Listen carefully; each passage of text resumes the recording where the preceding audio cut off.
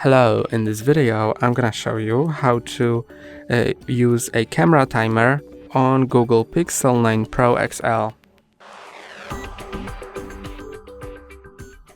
To activate camera timer, go to your camera app, then click here, and you can find the timer. You can set it to 3, 5 or 10 seconds.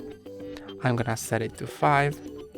And then when I click on the shutter,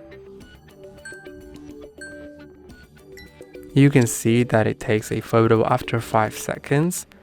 I'm gonna also show you that it indicates it with a flashlight. So when I start,